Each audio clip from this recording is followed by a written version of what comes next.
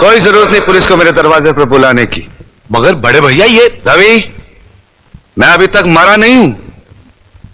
घर की छोटी मोटी उलझने मैं खुद सुलझा सकता हूं। साहब जी ने डांटी है, अभी का भी डांटी है। अरे छोटी मालकिन के गहने चोरी हो गए और ये लोग हम पर शक कर रहे हैं। ये लोग सोच रहे हैं कि वो गहने हम कहीं बेचा है।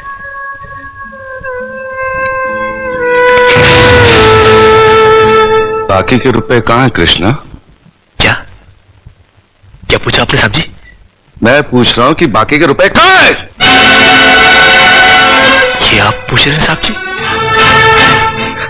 अपने कृष्णा से?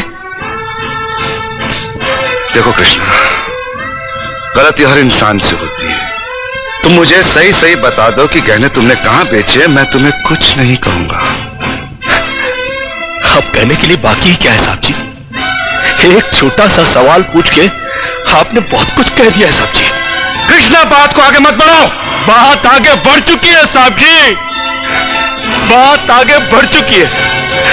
अब तो आप पुलिस को ही बुलाइए। वो जब हमें कुत्ते की तरह मार मार के हमसे पूछेगी ना, अब तो हम तभी बताएंगे कि हम गहने कहां बेच कर आए साहब जी। मत कहो मुझे साहब जी। इसी साहब जी की इज्जत आज तुमने मिट्टी में मिला दी। क्या कुछ नहीं किया था मैंने तुम्हारे लिए, उसका मुझे तुमने ये बतला दिया। अरे हट जाओ ज्योति। जिस दिन मेरी फैक्ट्री जलकर राख हो गई थी और मैं बर्बाद हो गया था, मुझे उतना दुख नहीं हुआ था कृष्णा जितना आज हुआ जब तुमने इस घर में चोरी की है। साहब जी, बचपन में जब हमारे माँ बाप मर गए थे ना और हम अनाथ हो गए थे ना, तब भी हमें इतना दुख नहीं हुआ था जितना दुख हमें आज हुआ है जब आपने हमें चोर कहा साहब जी। आपने हमें चोर कैसे कहा साहब जी? और ज्यादा सफाई देने की जरूरत नहीं है। दूर हो जा, मेरी नजरों से दूर हो जा। निकल जा इस घर से। अरे इस घर से ही क्या, इस गांव को ही छोड़कर चले जाएंगे।